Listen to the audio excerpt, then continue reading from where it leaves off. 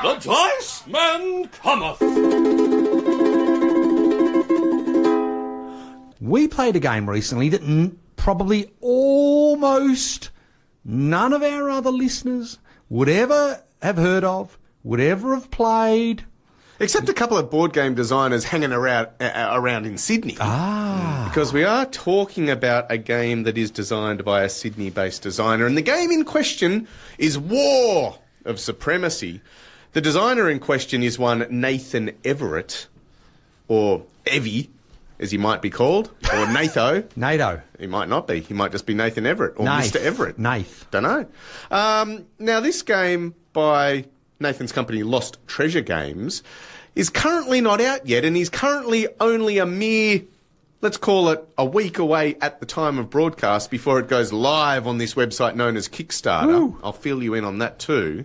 But what is this game? Well, this game is all set in the world of Malor, which is filled with mythical races, breathtaking lands, amazing creatures and mesmerising magic, and it's being torn apart. I know.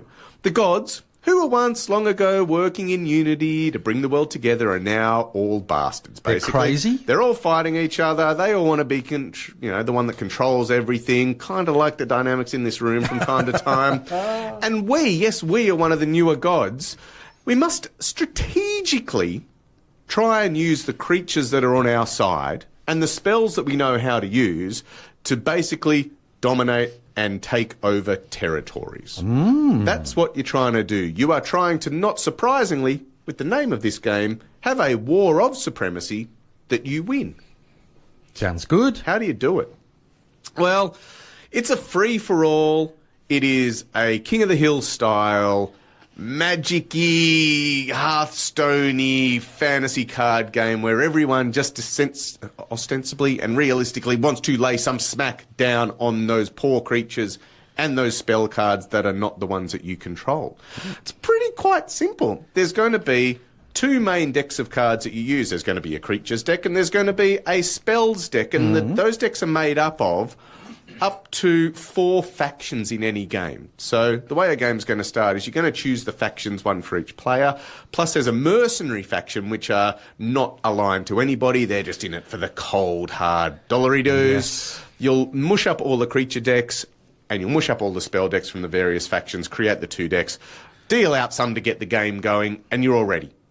You'll then flip over a territory. Now, there are about 15 different territories that you're all fighting for. These are different lands, different regions within the world of Malor. Very similar to Smash Up in that respect. Very similar to Smash Up. And that's what you're going to be fighting over.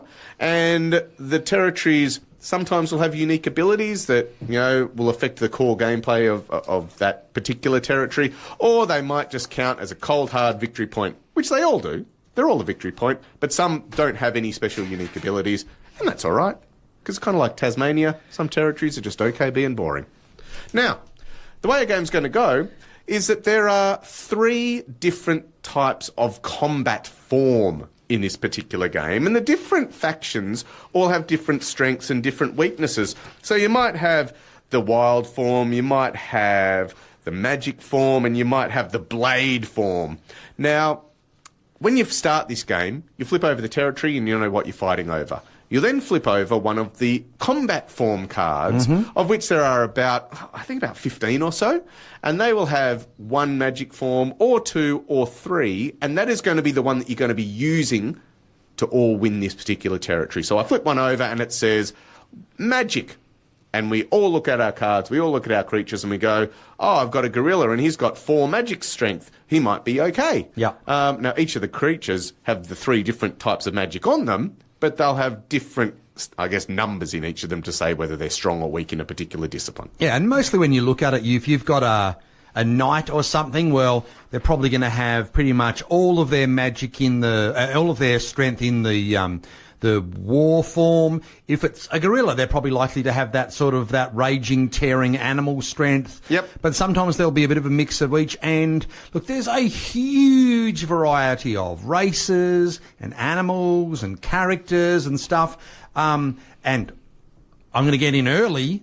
Okay. The art of this game. Now, I know Nathan has got a heap of different artists. Yeah, do you want to pronounce all of their names? No. No, me neither. None of them. Because he's certainly scoured all of what seems to be an Eastern European world searching for artists. And look, it does look bloody attractive when you put it down on the table. The art really pops. Yeah, some really beautiful art. And despite lots of different artists, it all works well together. Yeah. It's not that jarring thing of, ooh, this looks nowhere near what the rest of the cards in my hand. I would have certainly thought that one or two artists had done all the art on this. So I wasn't looking going, oh, yeah, it's got that magic vibe where you got one card and you got another card and they have no resemblance to each other. And clearly it's been done by 1,000 different people. It doesn't look like that at all. So kudos for whoever's done the art management, because I think it fits really well together. Yeah, exactly right. So it looks fantastic when it's on the table. And boy, oh boy, oh boy, are you going to see a lot of these cards in any given game? Yeah. Because you are going to be churning and churning and churning through these cards. So the way a turn works, pretty straightforward. I want to hold a territory from the start of my turn all the way through to the start of my next turn. A la King of Tokyo. If I manage to do that, hey guys, I am in charge of that territory. I take it. That counts as my victory point, and happy days. Now, in a game, you might only be fighting for 2 or 3 territories, which doesn't sound like a lot. But this game has that element of chaos, and it has certainly a degree of luck involved, where trying to get even 2 territories becomes a game that will go for up to an hour and a half, potentially. And we were playing a game where the recommended was to play for 3 territories. Had a chat to Nathan about that and just said, look, it just went on and on and on and on and on. So I think he's doing a little bit of a revision in that, which I think will make the game snappier, especially at the higher player counts. Because, look, it is a 2-player game. It goes up to 5 as well.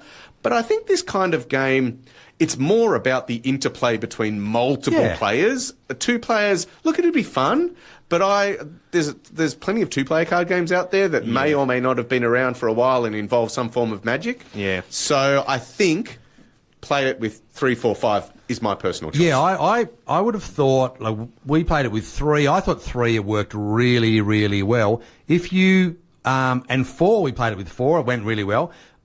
I think if you go too high, then you're going to have that problem of, because other people can play spells into the mix, although they can't play creatures, you get that sort of munchkin-y thing of stacks on the mill. Oh, it looks like Garth's going to win this one. Let's all throw in. Yeah. And even at the higher player count, because it takes a bit longer, at 5 players, you'll probably be looking at, an hour and a half, maybe even a bit further. That's when you start getting into the thing of, well, that's all well and good, and it's not, and the game's all well and fun, but if there's 5 of us and we're here happily be here for 2 hours, that's when you go, why don't we whip out a Eldritch Horror and stuff like that? So you start to compete with that stuff with those players. That's true. So what he's got is he's got a 2v2 version that's out as well. Oh, wow. So it'll be interesting to see, having not played that, how that plays out. So anyway, just before, my turn.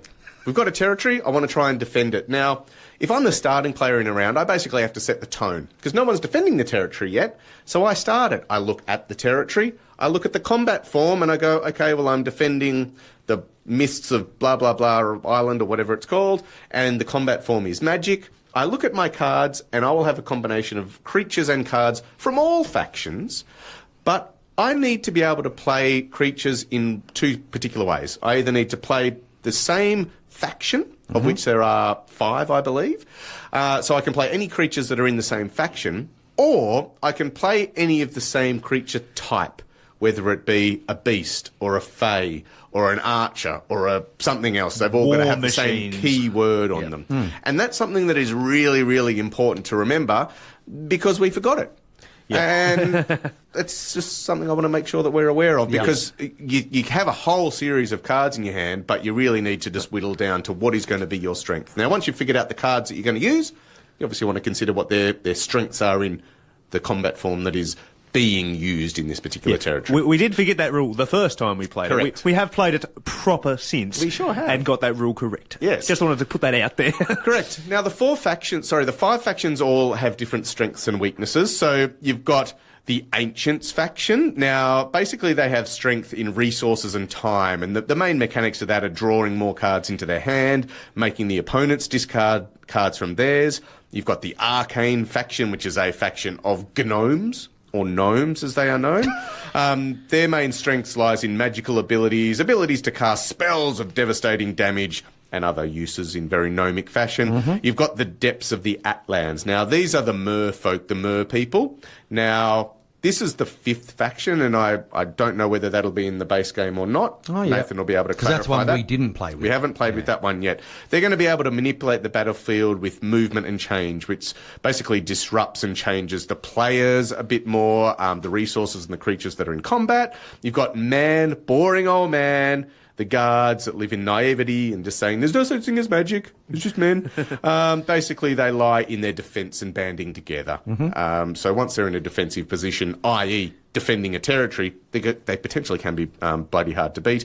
And then you've got the la-di-da, green and fluffy Sylvan faction. So they're your fairies and your elves and your nymphs and all of those. And a lot of, they seem to remember they had a lot of animals and things like that. Yeah, so they lie. Their main strength is just the number of cards that they are able to draw from, and they have various casters that can summon really powerful creatures to the battlefield. These additional kind of ent-like creatures as well that can really change the tide of battle. So there are your 5 main factions. But the good thing is, everyone's going to have a chance to play them. So it's not just, Mark, you're the gnomes, and you can only play gnome cards, and I'm the mer people, so I can only play those. Everyone gets to play them. So it is really always changing, and you're constantly looking at the cards for the art, which is great, but also for the unique abilities that each of the creatures and each of the spells have.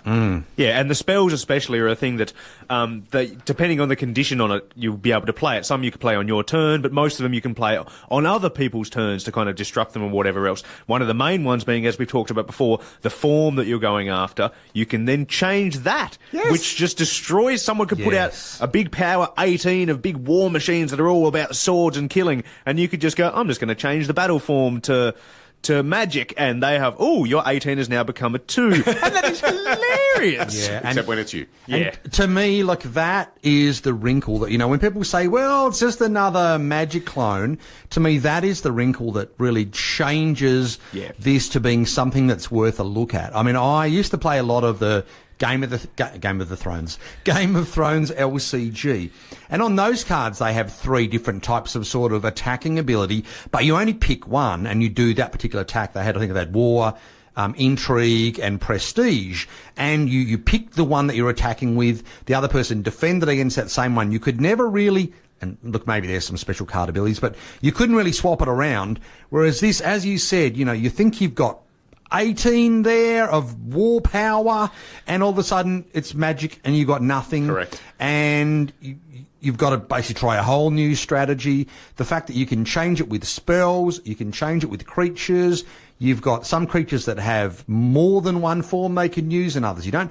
To me, that is the wrinkle that makes this game really, really interesting and lots of fun. Exactly. So it makes it so much more chaotic and fun. And that's great if you like that style of game. This is not a game for your hardcore, heavy strategy, no luck people. Go and play something else. Yeah. If you want to laugh and have a lot of fun and go, I'm about to win, and then someone plays a spell and just demolishes you, it's very much like Carnage in that respect. Yes. In that, in Carnage, you'll have a fight where your whole tableau of cards is destroyed.